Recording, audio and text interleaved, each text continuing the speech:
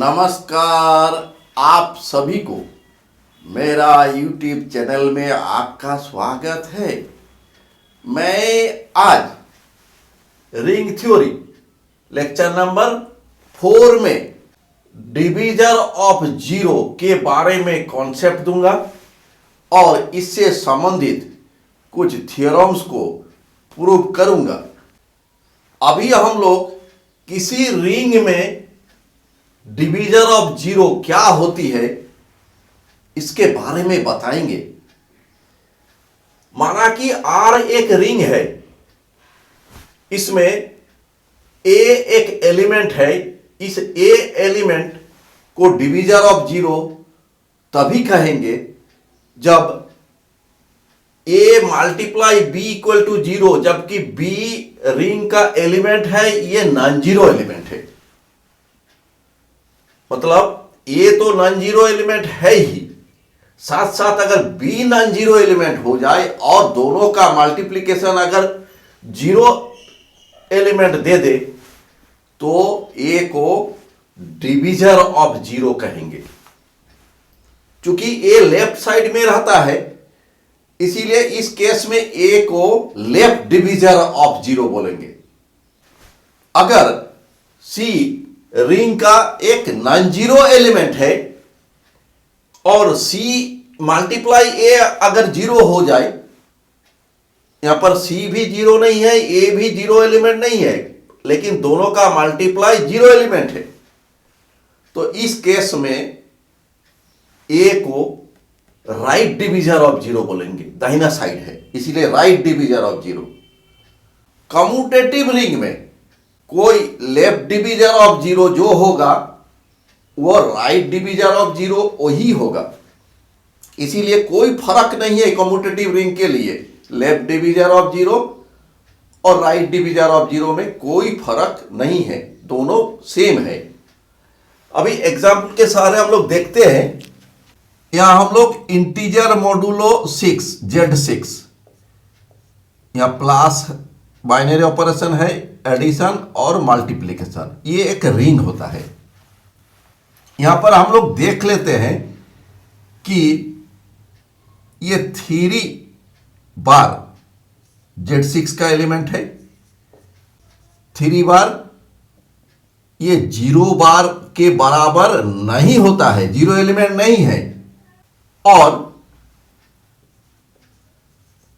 2 बार भी Z6 का element है और 2 बार नॉट इक्वल टू 0 बार, लेकिन 3 बार मल्टीप्लाई 2 बार इक्वल टू 0 बार। यहां पर 3 बार भी नॉन जीरो एलिमेंट है, 2 बार भी नॉन जीरो एलिमेंट है, लेकिन दोनों का मल्टीप्लिकेशन जीरो एलिमेंट हो गया। इसका मतलब 3 बार डिवीजन ऑफ जीरो हो गया। इस रिंग में हम लोग ग्रुप में जानते हैं, मान लेते हैं कि G एक ग्रुप है और A B C ये ग्रुप का एलिमेंट है। तो अगर A operation B equal to A operation C है तो कैंसलेशन लॉ में B इक्वल टू C हो जाता है। तो क्या रिंग में भी इसी तरह कैंसलेशन लॉ अप्लाई होगा? तो हम लोग देखते हैं। यहां पर चूंकि 2 बार 3 बार और 4 बार ये सब Z6 का एलिमेंट है, ये रिंग का एलिमेंट है, और ये सब एलिमेंट्स आर नॉट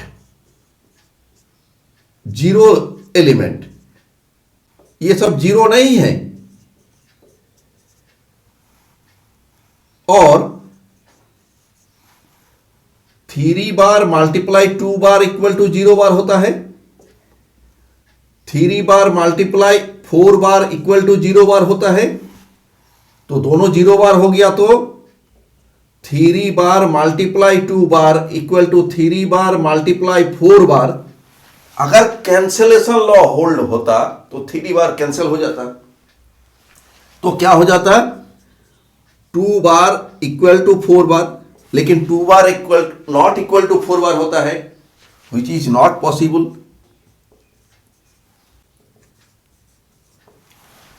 इसका मतलब है कि कैंसिलेशन लॉ रिंग में इन जनरल अप्लाई नहीं होता है। तो यहां पर अगर कैंसिलेशन लॉ लगा देते हैं तो मेरा कैसा रिजल्ट आ जाता है, एब्सर्ड रिजल्ट आ जाता है। तो इसीलिए हम लोग आप देखेंगे एक थ्योरम को जिसमें बताया जाएगा कि रिंग में कब कैंसिलेशन लॉ होल्ड करेगा।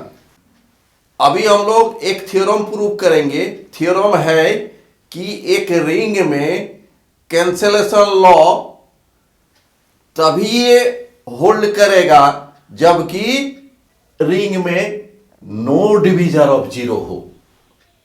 चलिए हम लोग प्रूव कर रहे हैं। मान लेते हैं कि आर एक रिंग है जिसमें कैंसिलेशन लॉ होल्ड कर रहा है। माना कि ए बी रिंग का एलिमेंट है और A not equal to zero है और A multiply B equal to zero है, तो इसको लिख सकते हैं A multiply B equal to, इस जीरो को हम लोग लिख सकते हैं ए मल्टीप्लाई जीरो। चूंकि कैंसिलेशन लॉ होल्ड कर रहा है तो ये क्या हो जाएगा, B equal to zero, since cancellation law holds in ring R. तो हम लोग इसको मान चुके हैं कैंसिलेशन लॉ होल्ड करता है रिंग में। तो अभी क्या मिला कि ए नॉन जीरो एलिमेंट है और बी के साथ मल्टीप्लाई हो करके ये जीरो एलिमेंट दे रहा है, तो बी जीरो एलिमेंट हो गया। अगर बी जीरो एलिमेंट नहीं होता तो हम लोग बोलते कि A is left divisor of zero. इसका मतलब है यहां पर बी जीरो हो गया तो A is not left divisor of zero, therefore A is not left divisor of zero. इसको नंबर 1 मान लिया। फिर अगेन मान लेते हैं ए बी रिंग का एलिमेंट है, B not equal to zero है और A multiply B equal to zero है। तो इसको लिख सकते हैं A multiply B equal to, यहां पर जीरो मल्टीप्लाई बी, तो कैंसिलेशन लॉ होल्ड करता है तो बी कैंसिल हो जाएगा तो ए इक्वल टू जीरो, तो A equal to zero since cancellation law holds in R ring में। तो यहां पर देख रहे हैं कि ए और बी रिंग का एलिमेंट है, B not equal to zero है, तो ए बी मल्टीप्लाई जीरो होने पर यहां पर ए जीरो हो गया। अगर ए जीरो नहीं होता और ए बी का मल्टीप्लाई जीरो हो जाता तो हम लोग बी को राइट डिवीजर ऑफ जीरो बोलते। तो यहां पर B right divisor of zero नहीं है।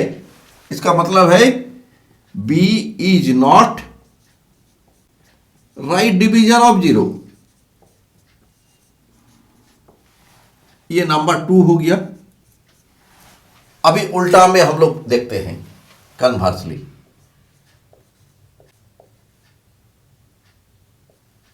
लेट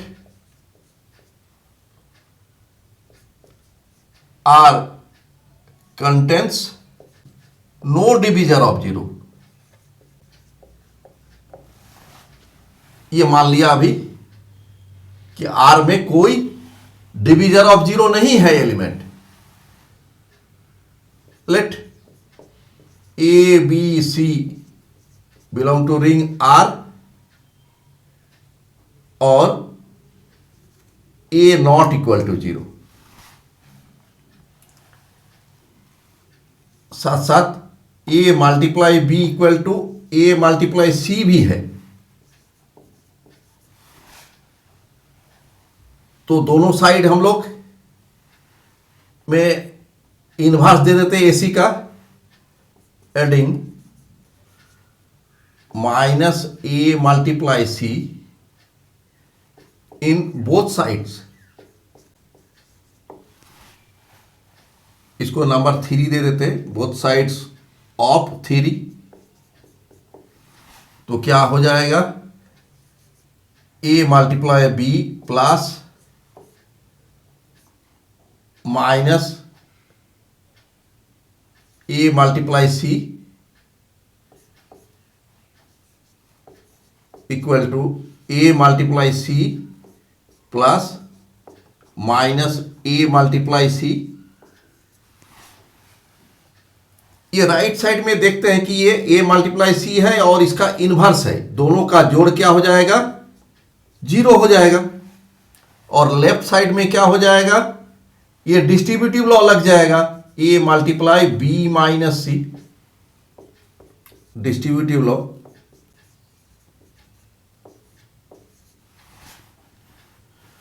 तो चूंकि A नॉट इक्वल टू 0 है और A मल्टीप्लाई एक एलिमेंट मिल गया जो कि 0 दे रहा है, और यहां पर बोला है कि R contains no divisor of 0।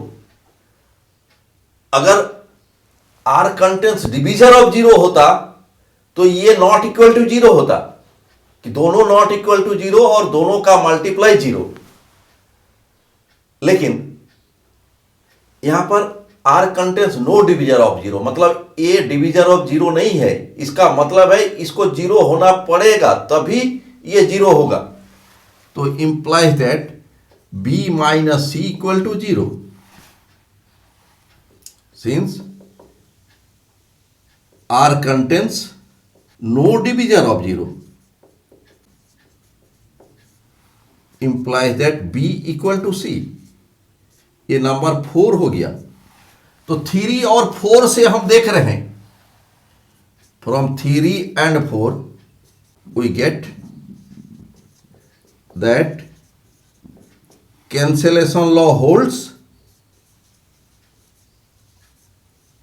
In ring R। तो हम लोग को क्या मिला, हम लोग देखे कि अगर रिंग में नो डिवीजर ऑफ 0 है तो कैंसिलेशन लॉ होल्ड करेगा, अदरवाइज नहीं करेगा। तो ये थ्योरम प्रूफ हो गया, और ये भी हम लोग जान गए कि किस परिस्थिति में कैंसिलेशन लॉ रिंग में होल्ड करेगा। अभी हम लोग नेक्स्ट थ्योरम प्रूफ करेंगे। थ्योरम है कि एक फाइनाइट नॉन ट्रिवियल रिंग है जो कि नो डिवीजर ऑफ 0 का प्रॉपर्टी को फुलफिल करता है। तो प्रूफ कर दिखाना होगा कि इसमें यूनिटी एलिमेंट रहेगा। तो हम लोग इसको प्रूफ कर रहे हैं। माना कि R एक नॉन ट्रिवियल फाइनाइट रिंग है जो कि नो डिवीजर ऑफ 0 प्रॉपर्टी को फुलफिल कर रहा है। इसका मतलब है इस रिंग में R में कम से कम एक नॉन जीरो एलिमेंट रहेगा, नॉन ट्रिवियल है। आइडेंटिटी को छोड़कर, आइडेंटिटी मतलब जीरो एलिमेंट को छोड़कर बाकी कम से कम एक नॉन जीरो एलिमेंट ये रखेगा। चूंकि ये फाइनाइट रिंग है, इसलिए माना कि ये रिंग R में n+1 एलिमेंट्स है। वो एलिमेंट सब कैसे है, मान लेते हैं एलिमेंट सब है A0, A1, A2 dot dot dot dot AN, जहां ए नॉट जीरो एलिमेंट है। यहां देख रहे हैं कि यहां n+1 एलिमेंट हो गया, ये ए नॉट जीरो एलिमेंट है, बाकी सब नॉन जीरो एलिमेंट है, तो A1 भी नॉन जीरो एलिमेंट हो गया। लेट अस टेक प्रोडक्ट्स, मतलब हम लोग A1 से सभी एलिमेंट को मल्टीप्लाई कर रहे हैं, तो A1 multiply A not, A1 multiply A1, A1 multiply A2, dot dot dot dot dot A1 multiply AN। यहां पर हम देख रहे हैं कि ये A नॉट क्या है, ये जीरो एलिमेंट है, तो ये अगर जीरो एलिमेंट है तो A1 multiply A not zero element हो जाएगा, implies that A1 multiply A not equal to A not, ये जीरो एलिमेंट। जीरो एलिमेंट के लिए इसको जीरो भी लिख सकते हैं, इसका मतलब ये जीरो हो गया। और चूंकि no divisor of zero property fulfil करता है, ये A1 not equal to zero, और तो A1 not equal to zero, तो दोनों का मल्टीप्लाई जीरो एलिमेंट नहीं हो सकता है।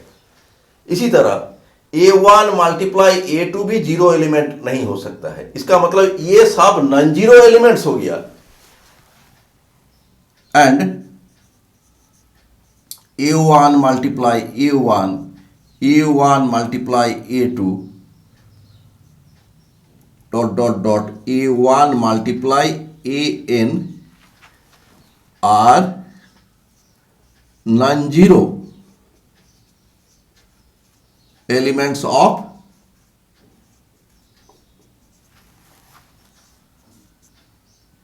Ring R. क्यों रिंग आर का एलिमेंट हो गया? क्योंकि क्लोजर प्रॉपर्टी फुलफिल करता है, मल्टीप्लिकेशन में सेमी ग्रुप है रिंग, इसीलिए कोई भी दो एलिमेंट को मल्टीप्लाई करेंगे तो वह रिंग के अंदर में ही होगा। और नॉन जीरो एलिमेंट क्यों हुआ? क्योंकि R contains no divisor of zero. Since R contains no divisor of zero, ये नॉन जीरो जितना एलिमेंट होगा ये सब जीरो डिवीजर नहीं होगा। अभी देख लेते हैं कि ये सब एलिमेंट्स जो हुआ ये सब डिस्टिंक्ट है ना बराबर है। Let A1 multiply AJ equal to A1 multiply AK, दोनों साइड में हम लोग ऐड कर लेते हैं। A1 multiply AJ plus minus A1 multiply AK, ये लेफ्ट साइड में ऐड किया, इसको राइट साइड में भी कर लेते हैं।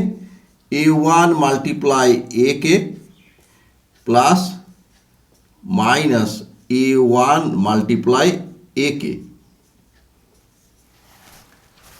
implies that A1 multiply AJ minus A1 multiply AK। और राइट साइड में देख रहे हैं कि ये एक एलिमेंट है और ये इसका इनवर्स है, दोनों का एडिशन जीरो एलिमेंट होगा, तो दोनों का एडिशन जीरो एलिमेंट हो गया। तो इंप्लाइज दैट A1 कॉमन ले लिया, क्योंकि डिस्ट्रीब्यूटिव प्रॉपर्टी फुलफिल करता है ring, AJ minus AK, since distributive property. अभी देख रहे हैं कि ये दो एलिमेंट का मल्टीप्लाई जीरो हुआ, तो चूंकि ये रिंग R में नो डिवीजर ऑफ जीरो होता है, इसीलिए ये दोनों का मल्टीप्लाई अगर जीरो होगा और A1 not equal to zero है, तो ये जीरो हो जाएगा, implies that aj minus ak equal to 0 since a1 not equal to 0 and r contains no divisor of 0।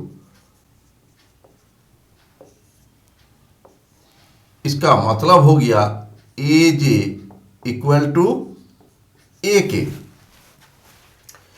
तो इसका मतलब है कि कोई भी दो ठो प्रोडक्ट यहां अगर बराबर है तो ए जे और ए के बराबर होगा। दूसरे शब्द में हम कह सकते हैं ये सब डिस्टिंक्ट एलिमेंट्स होगा। Therefore a1 multiply a1 multiply a2 dot dot dot dot a1 multiply an be n distinct elements of R, ring R। Distinct मतलब सब अलग अलग है R का एलिमेंट, और ये भी जीरो एलिमेंट है। तो since a1 multiply a naught is the zero element of R, ये रिंग का जीरो एलिमेंट हो गया। यहां पर रिंग का n एलिमेंट हो गया, यहां एक एलिमेंट हो गया, तो n प्लस 1 एलिमेंट्स हो गया रिंग का। Therefore a1 multiply a naught a1 multiply a1 a1 multiply a2 dot dot dot a1 multiply an are n plus 1 distinct elements of ring R। तो रिंग R का ये n plus 1 elements हो गया। चूंकि यहां पर हम लोग देख रहे थे ये रिंग R में n प्लस 1 एलिमेंट है, तो ये सब एलिमेंट किसी ना किसी ये प्रोडक्ट के बराबर होगा। और चूंकि a1 नॉन जीरो एलिमेंट है, तो ये a1 ये सब एलिमेंट नॉन जीरो एलिमेंट में से कोई एक एलिमेंट होगा। Since a1 not equal to 0, therefore a1 will be one of a1 multiply a1 multiply a2 dot dot dot dot dot dot dot a1 multiply an। मान लिया कि a1 है a1 multiply ap के बराबर, इसको number 1 नाम दे दिया। यहां पर हम लोग देख रहे थे कि a1 लेफ्ट साइड में प्रोडक्ट कर रहे थे, अब राइट साइड में हर एलिमेंट के साथ प्रोडक्ट कर लेते हैं। Now let us take products. कैसा product? A not multiply a1 right side में है, a1 multiply a1 a2 multiply a1, इसी तरह से an मल्टीप्लाई a1 ले लिया। और इसी के जैसा प्रूव कर सकते हैं कि ये सब डिस्टिंक्ट एलिमेंट्स है और a1 इसमें से किसी के बराबर है। Similar to above, we may show that हम लोग दिखा सकते हैं a not a1 multiply a1 dot dot dot dot an multiply a1 are n plus 1 distinct elements of ring R, and a1 equal to A cube multiply A1, ये number 2 हो गया। माना कि let B B A non zero element of ring R, therefore B will be one of, तो B होगा इसी में से, नॉन जीरो है तो इसी में से किसी के बराबर होगा। A1 multiply A1, A1 multiply A2 dot dot dot dot A1 multiply AN। माना कि let B equal to A1 multiply AR, इसको हम लोग नंबर 3 दे दिया। सिमिलरली इसी तरह से B will be one of A1 multiply A1, A2 multiply A1 dot dot dot AN multiply A1 में से किसी के बराबर होगा। A1 multiply A1, A2 multiply A1 dot dot dot dot AN multiply A1। मान लिया कि B है AS मल्टीप्लाई A1, ये नंबर 4, ये राइट साइड में A1 है तो राइट साइड में A1 हो गया। नाउ B मल्टीप्लाई AP क्या होगा? तो B को हम लोग दो टाइप का लिए हैं, A1 मल्टीप्लाई AR और AS मल्टीप्लाई A1। हम इसको यूज कर लेते हैं। B के बदले AS multiply A1 multiply AP using 4,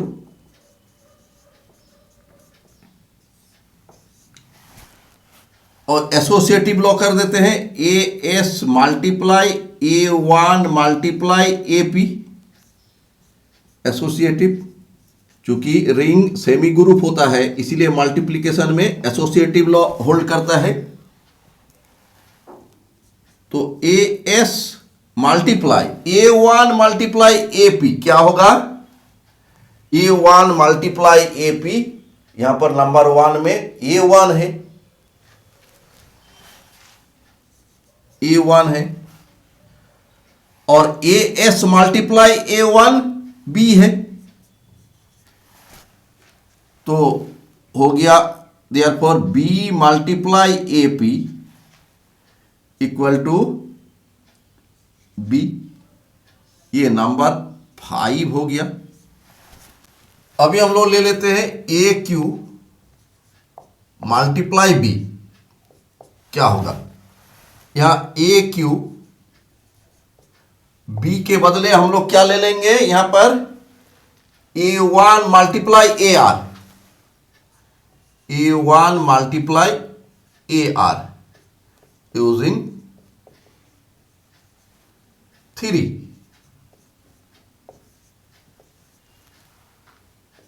इसको एसोसिएटिव कर लेते, फिर AQ multiply A1 multiply AR associative हो गया। तो AQ मल्टीप्लाई A1, यहां पर देखिए 2 में A1 मल्टीप्लाई AR यूजिंग 2, और A1 मल्टीप्लाई AR, यहां पर A1 मल्टीप्लाई AR B है, implies that AQ multiply B equal to B, ये नंबर 6 हो गया। माना कि B इक्वल टू A0 और A0 multiply AP equal to A not, ये नंबर 7 हो गया। Again A Q multiply A not, ये भी ए नॉट होगा, क्योंकि ये जीरो एलिमेंट है, जीरो एलिमेंट किसी के साथ भी मल्टीप्लाई होगा तो जीरो होगा। ये 8 हो गया। तो from 7 and 8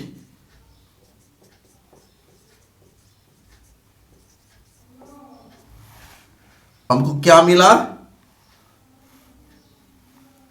A not, A not के जगह पर बी अगर दे देते हैं, B multiply A P equal to B, A Q multiply B equal to B, for B equal to A not. ये 9 हो गया और इसको हम लोग 10 नाम दे देते हैं। तो फ्रॉम 5, 6, 9 and 10 वी गेट, हम लोग को मिला, क्या मिला? B multiply A P equal to B और A Q multiply B equal to B for all B belongs to ring R. ये नंबर 11 हो गया, ये 12 हो गया। तो रिंग आर का हर एलिमेंट बी के लिए B multiply A P equal to B और A Q multiply B equal to B. तो हर एलिमेंट अगर होता है तो हम यहां पर ए क्यू बैठा देते हैं, replacing B by A Q in 11 and A P in 12। 11 number में बी के जगह हम ए क्यू दे दिया और 12 में बी के जगह ए पी दे दिया, तो क्या होगा? वी गेट, तो बी के जगह पर अभी दे देते हैं A Q multiply A P, B के जगह ए क्यू हो जाएगा। ये नंबर हो गया 13 एंड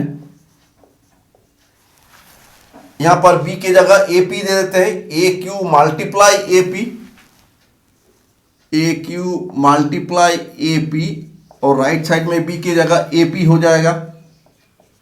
ये 14 हो गया। तो फ्रॉम 13 and 14 क्या मिल गया? लेफ्ट साइड इक्वल हो गया है तो right side equal, A P equal to A Q, ये 15 हो गया। Using this value in 12 we get, हम लोग को मिलेगा 12 में ए क्यू के जगह पर ए पी दे देते हैं, A P multiply B equal to B, ये हो जाएगा 16 हो गया। ये फॉर ऑल बी के लिए हो रहा है। तो अभी 11 और 16 से, फ्रॉम 11 and 16 वी गेट,